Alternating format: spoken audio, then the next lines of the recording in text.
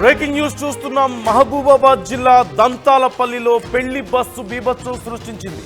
అదుపు తప్పి ఇంట్లోకి దూసుకెళ్లింది పెళ్లి బస్సు డ్రైవర్ దేవేందర్ స్పాట్ లోనే మృతి చెందితే పలువురికి తీవ్ర గాయాలైనట్లుగా తెలుస్తోంది.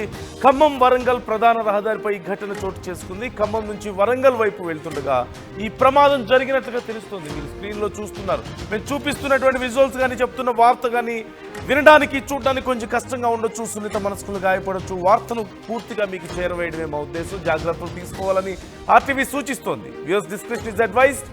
మనం స్క్రీన్లో చూస్తున్నాం ఘటన జరిగినటువంటి తీరుకు సంబంధించి. ఒక ఇంట్లోకి పెళ్లి బస్సు దూసుకుపోయినట్లుగా తెలుస్తుంది. ఫ్రంట్ పార్ట్ అంతా కూడా పూర్తిగా నుజ్జైపోవడాన్ని మనం గమనించవచ్చు. ఈ నేపథ్యంలోనే డ్రైవర్ ప్రాణాలు కోల్పోయినట్లుగా తెలుస్తుంది. పలువురికి గాయాలయ్యాయి. అయితే అసలు ఈ ప్రమాదానికి గల కారణాలు ఏంటి అనే వివరాలు తెలియాల్సి ఉంది. ఘటనా స్థలం నుంచి మా ప్రతినిధి వెంకటరత్నం లైవ్ లో జాయిన్ అవుతున్నారు. అసలు ఎలా జరిగింది ఈ యాక్సిడెంట్ అంతా, ఎలా జరిగింది, ప్రస్తుతం అక్కడ పరిస్థితి ఏంటనేది తెలుసుకుందాం. Venkataratnam, we can see you. అక్కడ మీ వెనక ఉన్నటువంటి బస్సు మాకు క్లియర్గా కనిపిస్తుంది. మొత్తం అంతా ఫ్రంట్ పార్ట్ అంతా కూడా చాలా డ్యామేజ్ అయినట్లుగా. సో అసలు ఈ ఘటనకి కారణం ఏంటి, ఈ ప్రమాదం ఎలా జరిగింది, డ్రైవర్ మృతి చెందినట్లుగా తెలుస్తుంది. ఓవరాల్ డీటెయిల్స్ ఎలా ఉన్నాయి? రాత్రి ఖమ్మంకు పెళ్లికి వస్తున్నటువంటి ఒక పెళ్లి బృందానికి సంబంధించినటువంటి బస్సు ఇది. ఖమ్మం నుండి వరంగల్కు వెళ్లేటువంటి దారిలో ఇక్కడ ఈ ప్రమాదం జరిగింది. రాత్రి 8:30 ఈ ప్రమాదం జరిగినట్టుగా ఇక్కడ ఉన్నటువంటి వాళ్ళు స్థానికులు చెప్తున్నటువంటి పరిస్థితి. ఒక్కసారి ఎంత దారుణమైనటువంటి యాక్సిడెంట్ అంటే ఒకసారి ఆ డ్రైవర్ స్పాట్ అక్కడికక్కడే చనిపోయినటువంటి పరిస్థితి. ఇది రాత్రి అంటే ఆపోజిట్ ఉన్నటువంటి నేపథ్యం. ప్రస్తుతానికైతే ఆపోజిట్ లో ఏ వెహికల్ రాలేదు కాబట్టి ఇంకా పెద్ద భారీ ప్రమాదం తప్పినట్టు. ఈ ఇంట్లో ఉన్నటువంటి వ్యక్తులు కూడా ముందు రూమ్ లో వాళ్ళు భోజనాలు చేయాల్సినటువంటి, కానీ వెనక రూమ్ లో వెళ్ళి భోజనాలు చేస్తున్నారు. ముందు ఉన్నటువంటి ఒక చిన్న కొట్టు లాంటిది ఉంది.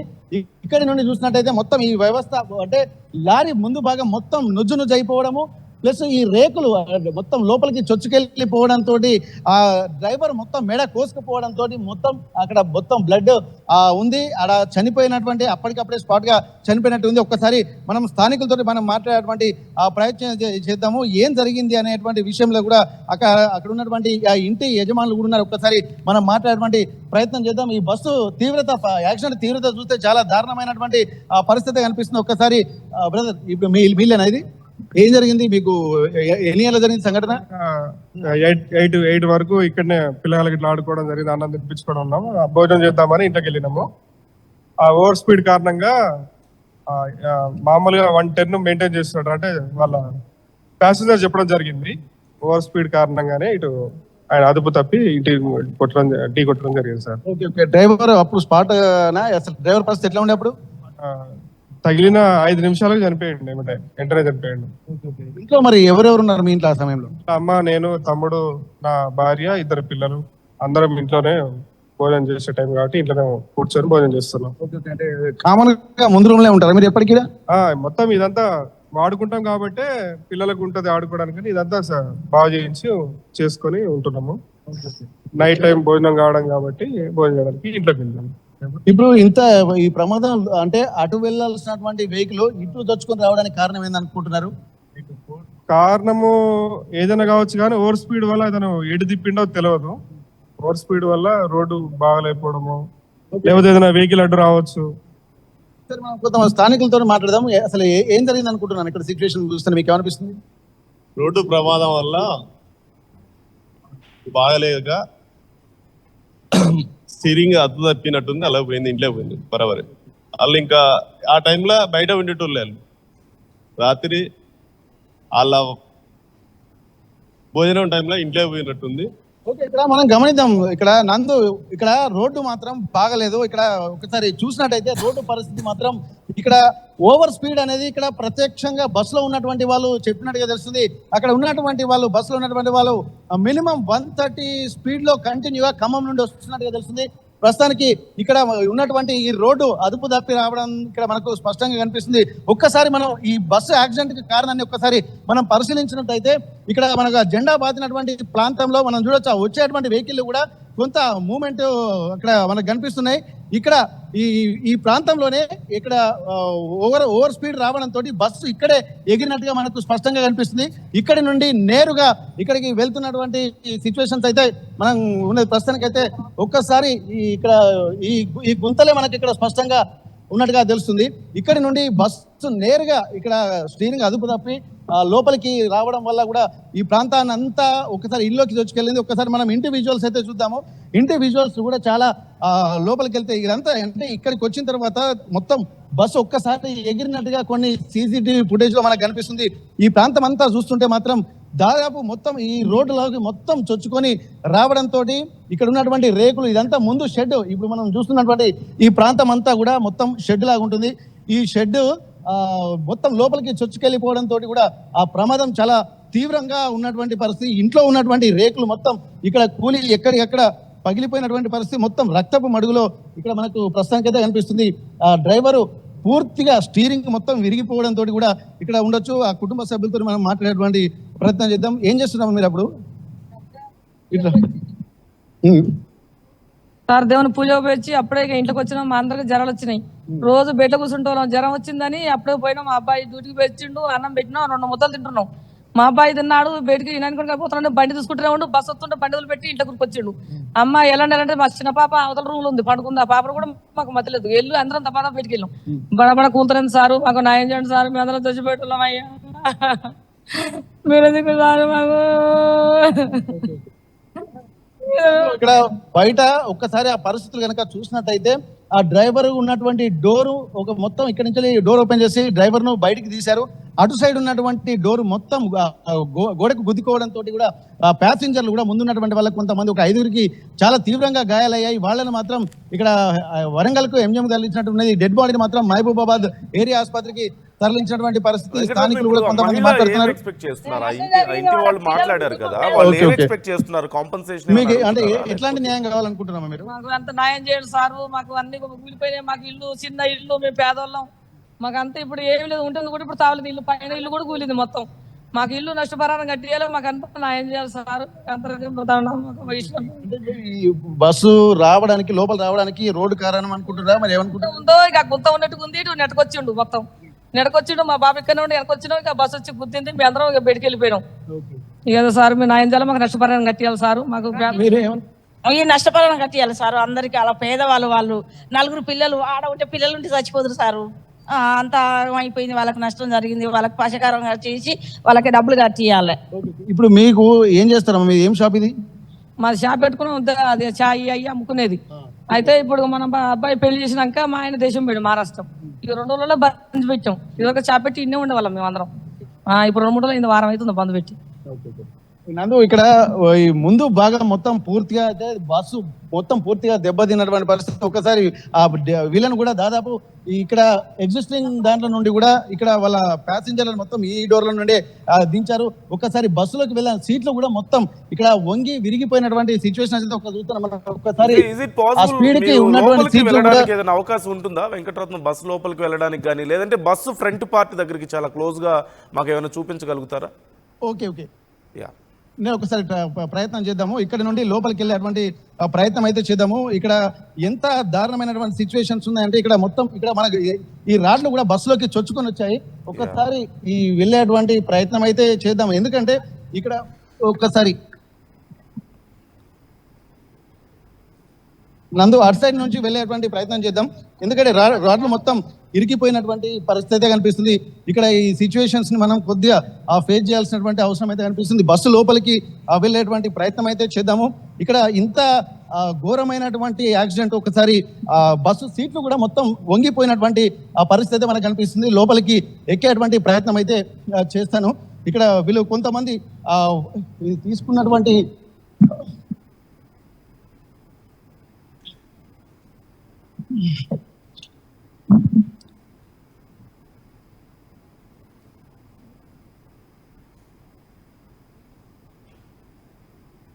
ఇక్కడ మనం బస్సు లోపలికి ఎంటర్ అయిపోయాం. మొత్తం సీట్లో చూసినట్టయితే మొత్తం ఇవన్నీ కూడా ఎక్కడ గ్యాస్లు పగిలిపోయాయి. ముందున్నటువంటి LED టీవీ కూడా పగిలిపోయినటువంటి పరిస్థితి. ఇక్కడ బస్సులో ఉన్నటువంటి వాళ్ళు, ముందు సీట్లో ఉన్నటువంటి వాళ్ళు మొత్తం ఈ డోర్ గుద్దుకోవడం వల్ల ఈ 2 సీట్లలో ఉన్నటువంటి వాళ్ళు మొత్తం 3 కూర్చున్నారు. కానీ ఈ 3 ఈ గ్లాస్ కు గుద్దుకోవడం వల్ల పూర్తిగా వాళ్ళ ముఖాలకు కూడా కొన్ని బాగా గాయాలైనట్టుగా మనకు స్పష్టంగా తెలుస్తుంది.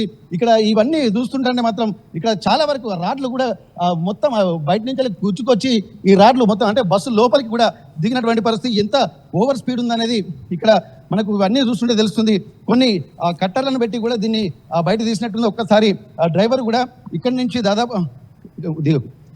డ్రైవర్ కూడా ఇక్కడ మనం చూడొచ్చు, ఇదే సీట్లో డ్రైవర్ కూర్చొని ఆ రేకులు మాత్రం కోసుకోవడంతో డ్రైవర్ మొత్తం మెడ కోసుకోవడంతో ఇక్కడ డ్రైవరు అక్కడికక్కడే స్పాట్ అంటే ఒక 5 నిమిషాలు ప్రాణాపాయ స్థితిలో కొట్టుమిట్టాడి ఆ తర్వాత చనిపోయినట్టుగా తెలుస్తుంది. ఆ స్టీరింగ్ కూడా మొత్తం వెళ్ళి ఆ గోడలకు గుద్దుకోవడం వల్ల స్టీరింగ్ మొత్తం విరిగిపోయిన సిచ్యువేషన్స్ మనం చూస్తున్నాము. ఇక్కడ ఉన్నటువంటి బాక్స్లు ఇవన్నీ కూడా ఎక్కడికక్కడ నుజ్జు ఇక్కడ క్యాబిన్ లో ఇంకా క్లీనర్ ఉంటే ఇక్కడ క్లీనర్ పరిస్థితి కూడా చాలా దారుణంగా ఉండేటువంటి పరిస్థితి. ఇక్కడ ఇవన్నీ మొత్తం మనం చూడొచ్చు. బస్సు లోపలికి కూడా ఇవన్నీ రేకులు చొచ్చుకొచ్చాయి. ఈ రేకులు చొచ్చుకొని రావడంతో ఆ రేకులే తన మెడకు మొత్తం కోసుకుపోయినట్టు తెలుస్తుంది. ఇవన్నీ రేకుల గాయాలు కూడా రక్త మరుగులు, అంటే చాలా తీవ్రమైనటువంటి ప్రమాదంగా మనం చూడొచ్చు దీన్ని. ఒక్కసారి బస్సులో ఉన్నటువంటి ప్రాబ్లమ్స్, ఎందుకంటే ఇక్కడ కూర్చున్నటువంటి వాళ్ళు కూడా చాలా గాయాలైనట్టుగా తెలుస్తుంది. ఒక్కసారి లోపలికి వెళ్తే మాత్రం వెనుక ఉన్నటువంటి సీట్లు కూడా ఒక్కసారి వంగిపోయినటువంటి పరిస్థితి ఒక్కసారి మనం చూడొచ్చు. ఇప్పటి వరకు మనం ఎగ్జిస్టింగ్ డోర్ ఒకటి ఎమర్జెన్సీ డోర్ ఉంటుంది, ఆ డోర్ని కూడా మొత్తం ఇక్కడ వీళ్ళు అంటే ఉన్నటువంటి ఆ డోర్ను కూడా మొత్తం పూర్తిగా అంటే దీన్ని ఇక్కడ నుండి తప్పించేసి బయటికి వెళ్ళినట్టుగా మనకు ఇక్కడ స్థానికులు చెప్తున్నారు. ఒక్కసారి ఈ బస్సులు మాత్రం లోపలికి అంటే లెఫ్ట్ సైడ్ వెళ్ళాల్సిన బస్సు పూర్తిగా రైట్ సైడ్ వచ్చి ఈ హోటల్లోకి వెళ్ళినట్టుగా మనకు తెలుస్తుంది. అయితే ఎదురుగా ఇంకా వేరే వాహనాలు కూడా ఏమీ రాలేదు కాబట్టి ఒక పెద్ద ప్రమాదం తప్పినట్టు అనుకోవచ్చు. ఎందుకంటే ఎవరైనా అదే టైంలో ఎదురుగా ఎవరైనా వస్తే కూడా ఇంకా పెద్ద ప్రమాదం జరిగేటువంటి అవకాశం అయితే మనకు కనిపిస్తుంది. పూర్తిగా ఇక్కడ ఉన్నటువంటి మొత్తం గ్లాసులు కూడా పగిలి మొత్తం ఇక్కడ దాకా వచ్చేసి ముందు పాటు మొత్తం కూడా ఎక్కడికక్కడ విరిగిపోయింది. ఇక్కడ కొంతమంది సిచ్యువేషన్స్ మాత్రం చాలా దారుణంగా, చూడడానికే చాలా భయంకరంగా ఉన్నటువంటి పరిస్థితి చూస్తున్నాం. అంటే డ్రైవర్ చనిపోయినట్లుగా తెలుస్తోంది కదా, ప్యాసింజర్స్ ఎంతమంది ఉన్నారు అసలు ఆ టైంలో? పెళ్లి బస్ అంటూ తెలుస్తోంది కదా, సో ప్యాసింజర్స్ పరిస్థితి ఏంటి, వెనుకున్న వాళ్ళ పరిస్థితి? మొత్తం 35 మంది ప్యాసింజర్స్ దీంట్లో ఉన్నారు. 5గురికి మాత్రం చాలా తీవ్రంగా గాయాలయ్యాయి. ప్రస్తుతానికి వాళ్ళను వరంగల్కు హాస్పిటల్కి మెరుగైన చికిత్స కోసం వరంగల్ తరలించారు. ఈ పెళ్లి బృందం మొత్తం హనుమకొండ వాసులుగా తెలుస్తుంది. ఖమ్మంలో పెళ్లికి వేయించినటువంటి వాళ్ళు ఈ ముందు ఎన్నుకున్నటువంటి వాళ్లకు కొంత ఒకేసారి కుదుపుకు లోనంతో వాళ్ళకు చిన్న చిన్న గాయాలయ్యాయి. కానీ ఈ ముందు సీట్లో ఉన్నటువంటి ఒక 5గురికి మాత్రం ఇక అంటే ప్రస్తుతానికి ఇప్పుడు మనం చూస్తున్నటువంటి ఈ 2 సీట్లో ఉన్నటువంటి వాళ్ళు, అలాగే ఈ ముందు సీట్లో ఉన్నటువంటి వాళ్ళు, ఎందుకంటే వీళ్ళు డైరెక్ట్ ఓపెన్ ప్లేస్, ఎందుకంటే ఒక్కసారి బస్సు వెళ్ళి డాష్ ఇవ్వడం తోటి ఒక్కసారి వీళ్ళు బయటకు వచ్చి ఇక్కడ గుద్దుకునేటువంటి అవకాశం ఉంటుంది. ఇక్కడ ఈ సీట్లో ఉన్నటువంటి వాళ్ళు కూడా మొత్తం ఇక్కడ ఉన్నటువంటి ఎల్ఈడి టీవీ దగ్గర ఒక గ్లాస్ ఉంటుంది, ఈ గ్లాస్ మొత్తం ఇక్కడ పగిలిపోయింది. అంటే ఏ స్పీడ్లో వాళ్ళు గుద్దారు అనేది మనకి ఇక్కడ కనిపిస్తుంది. పూర్తిగా ఈ రాడ్లు కూడా మొత్తం బయటికి విరిగిపోయినటువంటి పరిస్థితి కనుక మనం చూస్తున్నాము. లోపలికి వెళ్ళిన తర్వాత కూడా ఇంత దారుణమైనటువంటి పరిస్థితులు, అంటే చూడడానికి మాత్రం చాలా భయంకరంగా ఇక్కడ కనిపిస్తుంది. ఇక్కడ డ్రైవర్ మాత్రం ఇక్కడ ముందే ఉండడంతో డ్రైవర్కు మాత్రమే ఎక్కువ ప్రమాదం జరిగింది. ఈ డ్రైవర్ ఒక్కసారి కనుక పూర్తి స్థాయి ఇక్కడ మనం చూస్తే మాత్రం ఆయనకు వేరే తప్పించుకోవడానికి కూడా అవకాశం లేకుండా కనిపిస్తుంది. ఎక్కడ చూసినా కానీ ఇప్పుడు ముందు ప్రాంతంలో ఎవరున్నా కానీ, అంటే డ్రైవర్తో పాటు క్లీనర్ ఉన్నా కానీ ఇదే ఇంకా తను కూడా ప్రమాదం బారిన పడేటువంటి అవకాశం ఉంటుంది. ఈ డోర్ క్లోజ్ చేయడం వల్ల ప్రస్తుతానికైతే ఈ డోర్ కూడా మొత్తం ఇరికిపోయింది. ఈ డోర్ని క్లోజ్ చేయడం వల్ల వీళ్ళు కొంత బయటికి రాలేక ఇక్కడే అద్దాల గ్లాసుకు గుద్దుకొని ఇక్కడ చనిపోయినట్టుగా అంటే వాళ్ళు గాయాలైనట్టుగా తెలుస్తుంది. డ్రైవర్ మాత్రం ఇక వేరే ఆల్టర్నేట్ లేదు, రావడంతో ముందున్నటువంటి రాడ్లు అలాగే ఇక రేకులు ఈ మొత్తం ఒక్కసారి కూడా తాకడంతో అక్కడికక్కడే కొంత అపస్మారక స్థితిలోకి వెళ్ళినట్టు తెలుస్తుంది. పూర్తి స్థాయిలో కూడా ఈ రేకుల మొత్తం అంటే మెడకు గొంతు కోసుకోపోవడం మనకు ఆ విజువల్స్ లో కూడా స్పష్టంగా కనిపిస్తుంది. డ్రైవర్ను మాత్రం మహబూబాబాద్ ఏరియా ఆసుపత్రికి పోస్ట్ మార్టం నిమిత్తం తరలించారు. ప్రస్తుతానికైతే మిగిలిన 5గురు కూడా కొంత క్షేమంగానే ఉన్నారు, కాకపోతే వాళ్ళకు కొంత తీవ్రంగా గాయాలయ్యాయి. ఇక్కడ వచ్చేటువంటి క్రమంలో కూడా తను ఖమ్మం నుండి వచ్చేటువంటి టైంలో కూడా మొత్తం 150 స్పీడ్కు తగ్గకుండా కూడా తను వస్తున్నట్టుగా తెలుస్తుంది. 150 అంటే చాలా ఓవర్ స్పీడ్. ఇంకోటి ఏంటంటే నేషనల్ హైవే 563లో ఎప్పుడు ఏదో ఒక యాక్సిడెంట్లు అవుతూనే ఉంటాయి. ఇట్లాంటి సమయంలో కూడా ఆ రోడ్లు కూడా పూర్తి స్థాయిలో అంటే రిపేర్ చేయాల్సినటువంటి అంటే యాక్సిడెంట్ పాయింట్లు కూడా అంటే ఎక్కువగా ఉంటాయి. ఇట్లాంటి సందర్భాలలో తను కొంత చూసుకుంటూ వెళ్లాల్సినటువంటి అవసరం ఉంటుంది. కానీ ఇక్కడ అదుపు తప్పి అంటే ఒకేసారి రోడ్డు గుంతల్లాగా ఉండడంతో ఆ గుంతల్లాగా ఉన్నప్పుడు అదుపు తప్పడంతో స్టీరింగ్ కంట్రోల్ తప్పి తను ఈ రైట్ సైడ్ మొత్తం గుంజుకొచ్చి ఈ ఇంట్లోకి వెళ్ళినట్టుగా మనకు స్పష్టంగా తెలుస్తుంది. Okay. ఆ అదుపు తప్పేటువంటి సమయంలో కూడా ఎదురుగా ఎవరు రాకపోవడంతో కూడా కొంత ప్రమాదం తప్పింది అనుకోవచ్చు. ఇది ఉన్నటువంటి స్థానికులు అలాగే కుటుంబ సభ్యులు కూడా ఈ సిచ్యువేషన్ ఒక్కసారి చూసి మాత్రం భయాందోళనకు గురవుతున్నటువంటి పరిస్థితి కనిపిస్తుంది. అందు right thank you Venkataratnam, thanks for the details. మొత్తం మీద మనం చూస్తున్నాం ఈ ఘటనకు సంబంధించి డ్రైవర్ అక్కడికక్కడే మృతి చెందినట్లుగా తెలుస్తోంది. ఘటన జరిగిన 5 నిమిషాల్లోనే తీవ్రమైనటువంటి గాయాలతో ముందున్నటువంటి రాడ్స్ కానీ స్టీరింగ్ కానీ అతనికి బలంగా తగలడంతో అక్కడికక్కడే ప్రాణాలు కోల్పోయినట్లుగా తెలుస్తుంది. మరొక 5గురు వెనుకున్న ప్యాసింజర్స్కి కూడా గాయాలయ్యాయి, కానీ వాళ్ళు క్షేమంగా ఉన్నట్లుగా సమాచారం. అయితే అతివేగమే ఈ ప్రమాదానికి కారణం అంటూ చెప్తున్నారు స్థానికులు. చాలా వేగంగా వచ్చి ఒక్కసారిగా తమ ఇంట్లోకి దూసుకొచ్చింది అంటున్నారు. అలాగే తమ ఇంటిని ఆ షాప్ని కోల్పోయామని, తమ జీవనాధారం అదేనని, తమకు ఏదైనా కాంపన్సేషన్ ఇవ్వాలి అంటూ వాళ్ళు డిమాండ్ చేస్తున్నటువంటి పరిస్థితి మనకు కనిపిస్తుంది. మరోవైపు ముఖ్యంగా మనం గమనించవచ్చు, హైవే పక్కన జనావాసాలు ఉన్న దగ్గర అంటే ఇళ్ళు లాంటివి ఉన్న దగ్గర ఖచ్చితంగా సైడ్ మనకి బ్యారియర్స్ కనిపిస్తాయి. కానీ ఇక్కడ ఆ బ్యారియర్స్ లేకపోవడం కూడా, సైడ్ ఎక్కడా కూడా ప్రొటెక్ట్ చేయడానికి ఏమీ లేదు, ఓపెన్గా ఉండడం హైవేకి, దానివల్ల చాలా ఈజీగా లోపలికి చొచ్చుకొచ్చినటువంటి పరిస్థితి కనిపిస్తుంది. సో గవర్నమెంట్ కూడా దీనికి సంబంధించి చర్యలు తీసుకోవాలని కోరుకుంటున్నాను.